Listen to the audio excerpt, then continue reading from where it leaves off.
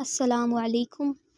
جنگل میں منگل، رائٹر سیلا ظفر، قسط نمبر 7۔ رات ہو چکی تھی، ہر سو سناٹا چھایا ہوا تھا۔ ایسے میں بوس کے آدمی آہستہ آہستہ قدم اٹھاتے ہوئے آغا جی کی حویلی کی جانب بڑھ رہے تھے۔ شام میں خان نے نائب کو آغا سراج کی پوتی کے ساتھ اس حویلی میں جاتے دیکھا تھا۔ اندر کس طرح جاؤ گے خان؟ یہاں سے تو بہت سارے گارڈز ہیں۔ بوس نے ایک سائٹ پر کھڑے حویلی کا جائزہ لیتے خان سے پوچھا۔ بوس، ہم خاموشی سے آگے بڑھیں گے اور باری باری تمام گارڈز کو بے ہوش کر دیں گے، پھر حویلی میں کودیں گے۔ ٹھیک ہے، یہ کام مکمل رازداری سے کرنا ہے، کسی کو پتہ بھی نہ چلے کہ ہم… بوس کے الفاظ منہ میں ہی رہ کر جب شیدہ چیختا ہوا آیا، بوس آپ نے مجھے کیوں نہیں بتایا کہ آپ لوگ حویلی پر حملہ کرنے جا رہے ہیں؟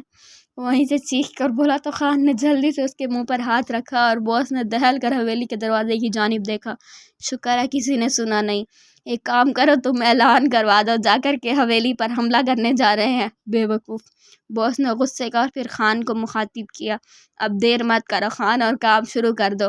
اچھا بوس، لیکن اگر ان میں سے کسی نے بھاگنے کی کوشش کی تو انہیں مار دینا۔ اب یہی بہتر ہے کہ ہم انہیں مار… غور سے سنو آقا سراج، ہم مافیا کے لوگ ہیں اور تمہاری حویلی میں حملہ کرنے والے ہیں، تم تیار رہنا۔ سیدھا گاڑی پر چڑھا، ہاتھ میں ماؤس اسپیکر پکڑے حویلی کی جانب رخ کیا، اعلان کر رہا تھا۔ اسے پکڑو خان، بوس نے چیخ کر کہا، لیکن کوئی فائدہ نہ تھا کیونکہ سامنے والے الرٹ ہو گئے تھے۔ کون ہے یہ ناہنجار؟ کسی کی اتنی ہمت ہوئی کہ آغا سراج کو للکارے؟ آغا جی ہاتھ پہ بندوق لے باہر آئے اور غضبناک آواز میں چیخے۔ ان کے پیچھے چاروں لڑکے بھی تھے، جبکہ لڑکیاں اوپر بالکونی میں کھڑی حالات جاننے کی کوشش کر رہی تھیں۔ فائر!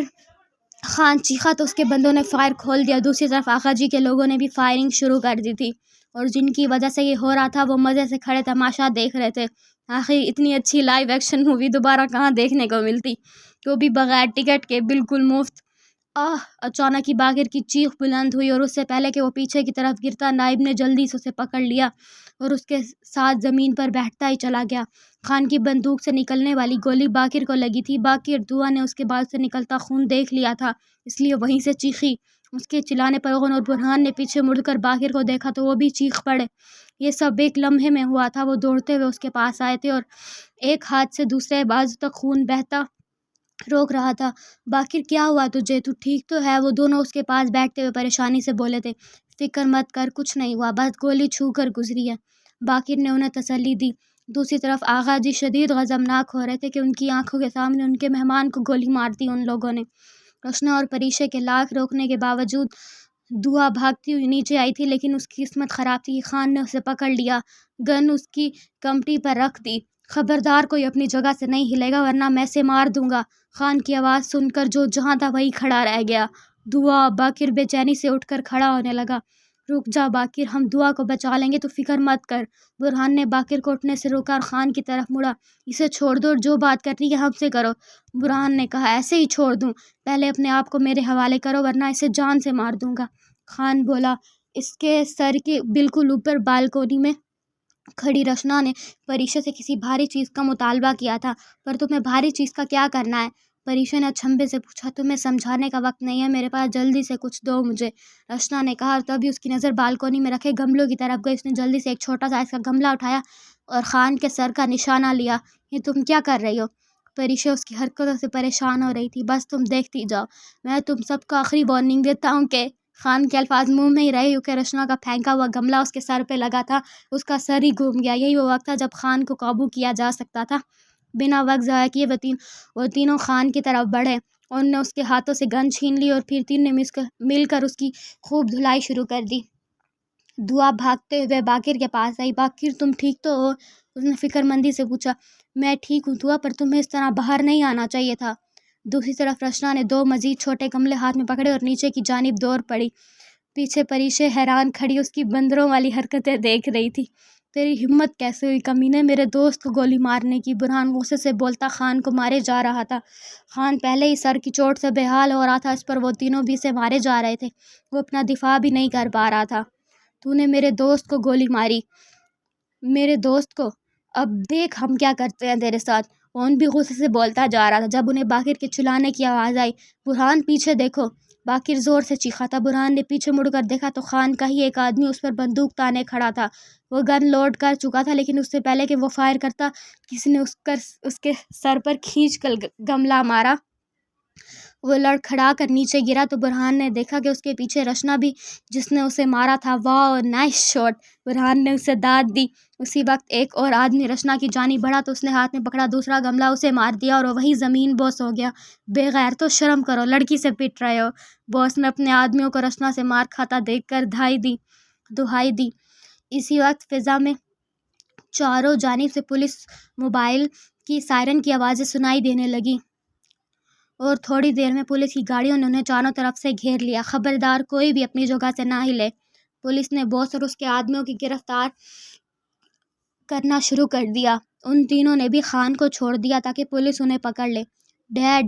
نائب کی نظر پولیس موبائل سے اترتے ڈی آئی جی پر پڑی تو خوشی سے چیختا ہوا ان تک گیا۔ وہ اس کے والد تھے۔ کیسے ہو میرے بیٹے؟ انہوں نے نائب کو گلے لگاتے پوچھا۔ پولیس تمام افراد کو گرفتار کر کے لے گئی تھی اور ساتھ ہی آغا جی کے زخمی آدمیوں کو ہسپتال بھیج دیا گیا تھا۔ باقر کو ہسپتال جانے کی ضرورت نہ پڑی، اسے وہیں ابتدائی طبی امداد دے دی گئی تھی۔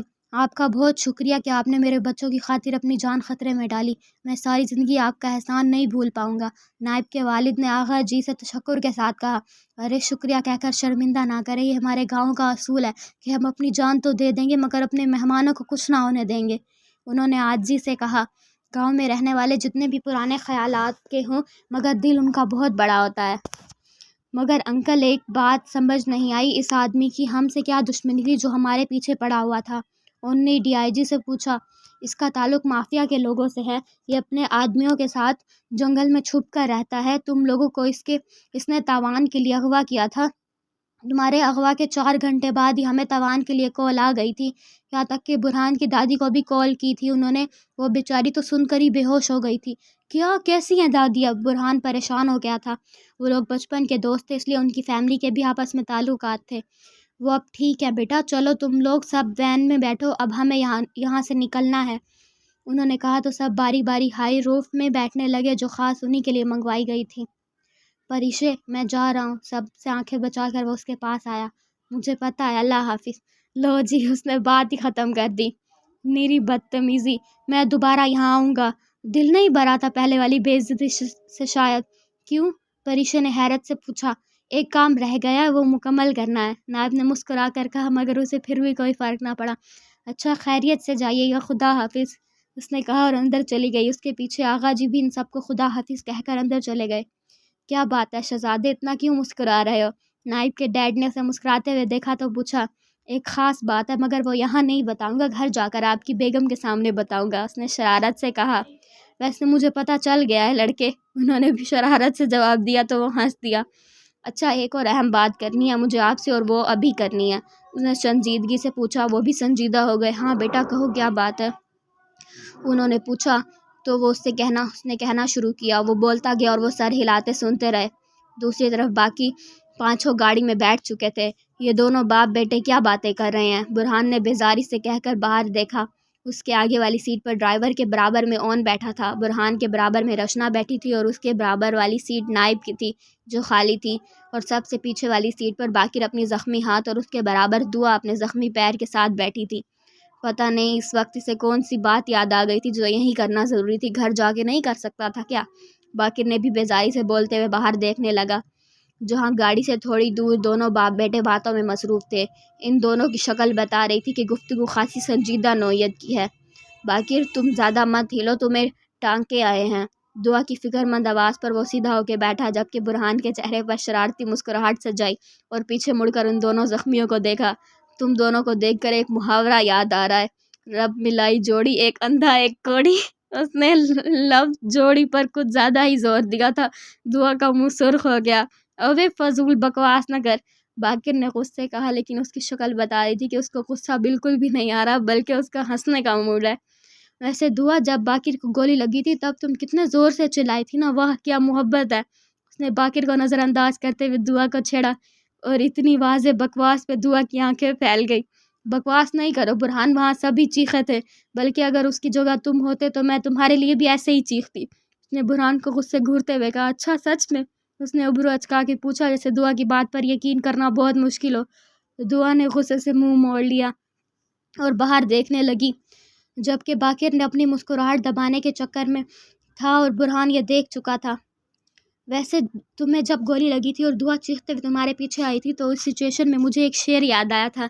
इस वक्त तो सुना नहीं सका, बोलो तो अब सुनाओ। वो अब बाकिर से मुखातिब था, जबकि दुआ उसे मुकम्मल इग्नोर कर रही थी। हाँ हाँ सुना, बाकिर की बजाय गाड़ी में बैठे नाइब ने कहा। हालांकि उसके फरिश्तों को भी खबर ना थी कि अंदर क्या गुफ्तगू चल रही है, मगर उसने इसका कार खैर में अपना हिस्सा डालना ज़रूरी समझा। उसके बैठते ही गाड़ी स्टार्ट हो गई और साथ ही बुरहान की ज़ुबान भी। हाँ तो सुनो, अर्ज़ किया है। इरशाद इरशाद, ओन और नाइब एक साथ बोले। वो सर खोले मेरी लाश पे दीवाना वार आए, उसी को मौत कहते हैं यारो जो बार बार आए। वाह वाह, ना चाहते हुए बाकिर की हंसी छूट गई। दुआ ने उसे घूरा। बुरहान से ज़्यादा गुस्सा उसे बाकिर के हंसने पर आया था। अरे भाभी, इतने प्यार से मत देखे बाकिर को, पहले ही बेचारा ज़ख्मी है, कहीं मर ही ना जाए। नायब ने तो सीधा सीधा भाभी ही कह दिया था। गाड़ी में बाकिर समेत सबका कहका गूंजा। अब तुम दोनों ने कोई भी बकवास की ना तो मैं तुम दोनों को गाड़ी से बाहर बाहर फेंक दूंगी। उसने गुस्से से दोनों को डांटा। एक बदतमीज शायरी कर रहा है तो दूसरे बदतमीज ने भाभी बना दी और तीसरा बदतमीज बैठा हंस रहा है। अच्छा किया उसने उन्हें डांट दिया, वरना उन दोनों से क्या भाई, काजी बुलवा की यही निकाह पढ़वा दे। चलो तुम दोनों अब अपनी बकवास बंद करके आगे मुड़ो और दोबारा मत तंग करना उसे। बाकिर ने गुस्से से लाल पीली होती दुआ को देखा और उन दोनों बंदरों को डांटा। ओके बॉस, वैसे दिल में तो आपके लड्डू फूट रहे हैं, लेकिन फिर भी जो आपका हुक्म। मुड़ते मुड़ते भी उसने बकवास कर ही दी। इसका क्या हुआ? नाइब ने काफ़ी देर से खामोश बैठे ओन को देखकर पूछा। उसकी महबूबा मर गई है, मेरा मतलब उसका चश्मा टूट गया है, इसलिए सोग में है। बुरहान को बकवास करने के लिए एक और मौजू मिल गया था। ओन ने बस उसे घूरने पर इक्तफा किया। गाड़ी अपनी मंजिल की जानिब गामजन थी। नाइब और बुरहान ओन की टांगें खींचने में मसरूफ़ थे, बाकी सब उनकी बातों पर महजूज हो रहे थे।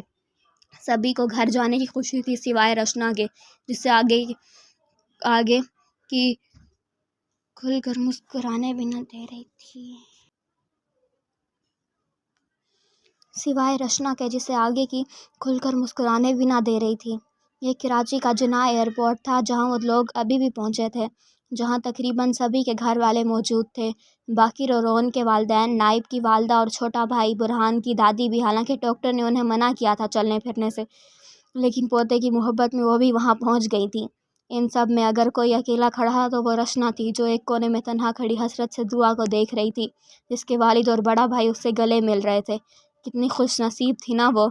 एयरपोर्ट की इमारत से बाहर आ गई और अपने लिए टैक्सी ढूंढने लगी। अगर वो ज़्यादा देर उन लोग के दरमियान खड़ी रहती तो अपनी कम नसीबी पर रो देती। अभी उसे घर जाकर चचा के पैरों में पड़ना था। पता नहीं वो उसके साथ क्या सलूक करेंगे। उसने सोचते हुए पास से गुजरती एक टैक्सी रोकी और उसे एड्रेस समझाने लगी। तभी उसे